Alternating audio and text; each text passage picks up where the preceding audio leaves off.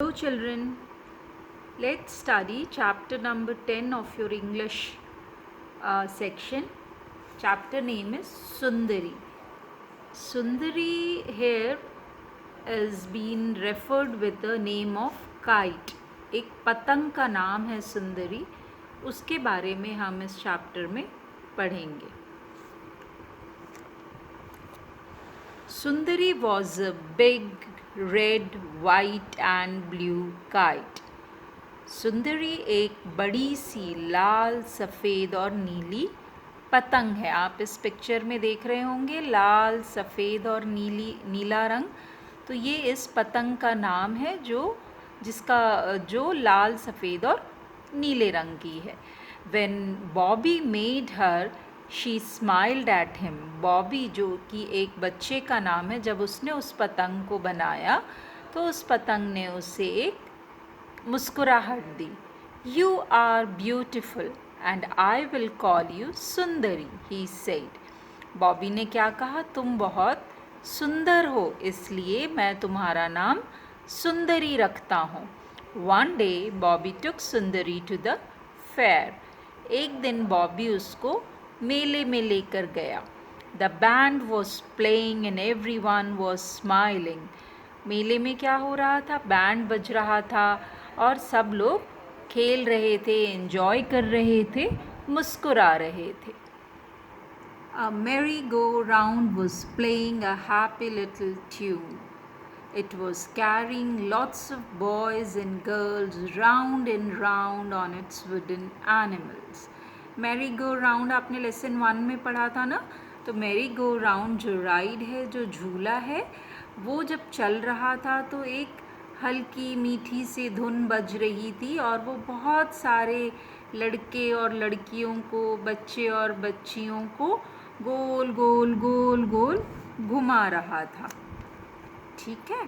And round on it's wooden animal. जो गांव में मेले लगते हैं वहाँ जो मैरी गो राउंड होता है उसमें जो राउंड घूमता है या बैठने की जगह होती है वो लकड़ी की बनी होती है. उसको कोई जानवर का शेप दे देते हैं. आप नीचे इस पिक्चर में उसको देख सकते हैं.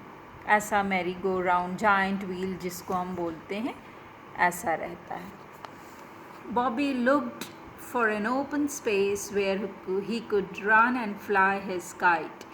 सुंदरी looked too. बॉबी एक खुली हुई जगह के लिए देख रहा था जहाँ पर वो दौड़ सके और अपनी पतंग को उड़ा सके. सुंदरी भी ढूंढ रही थी कि कौन सी ऐसी खाली जगह मिले जहाँ पर मैं भी उड़ सकूं. Out in the grass ran Bobby, holding up his kite as high as he could.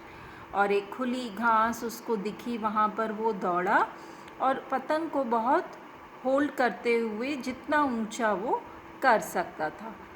Puff the wind came along. और फिर हवा भी आई. सुंदरी स्टार्टेड टू फ्लाई अप. और सुंदरी ने उड़ना चालू किया. But she could not go very high. पर वो बहुत ऊपर नहीं जा पाई.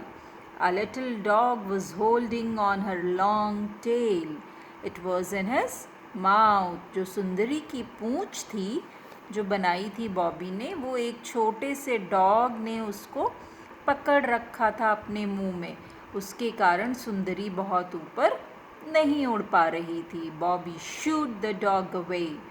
We will try again, Bobby said. Bobby ने उस डॉग को भगा दिया और बोला चलो अब हम फिर से कोशिश करते हैं. This time Sundari leaped up in the air.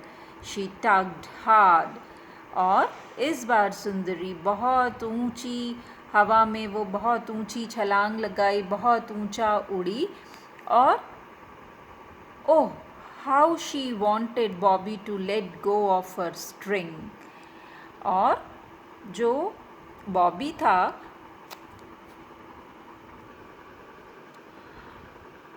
इस टाइम वो बहुत ऊंचा उड़ी आकाश में, जैसा कि इसमें लिखा हुआ है. She leaped up in the air. वो बहुत ऊंची हवा में उड़ी. She tugged hard. Tugged means, tug normally हम रस्सी के लिए यूज़ करते हैं, तो टग्ड हार्ड मीन्स और वो जब ऊंची उड़ी तो ऑब्वियसली जब बॉबी ने उसकी जो डोर पकड़ रखी थी वो टाइट होने लगी, वो खिंचने लगी वो डोर।